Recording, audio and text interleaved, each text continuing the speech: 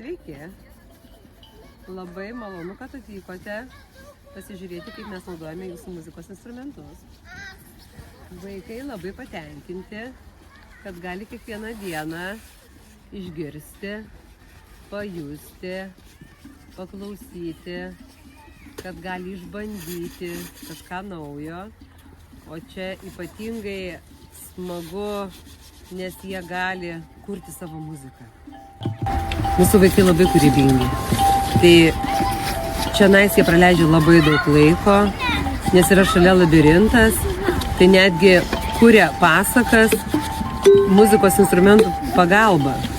Vieni vaidina laukius, kiti kiškučius pagal garsus.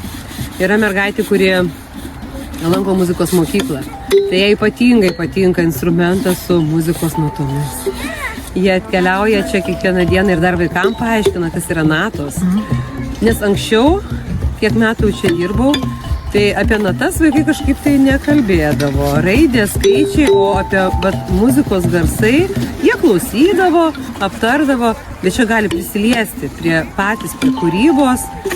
Jie labai noriai čia atkeliauja pamuzikuoti.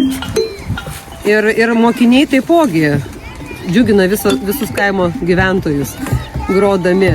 Aš kadangi gyvenu šitam kaime, tai taipogi girdžiu, kaip vaikai groja savo kieme būdama. Ir iš tikrųjų nuotaiką pakelia visai bendruomeniai. O mums tai tuo labiau. Mes labai laimingi, kad gali vaikai draugauti su muzikos garsais. Darželiuose tikriausiai vaikams labai patinka spalvos. Tai ypatingai spalvingi instrumentai tiktų darželinukams, iki mokyklinio amžiaus vaikams. Na ir mano priešmokyklinukai irgi kažkodėl tai labiau bėga prie spalvingų instrumentų. O mokyklose tai manau, kad tinka ir šie bespalviai, kaip jie sako. Svarbu, kad sklistų malonus garsas.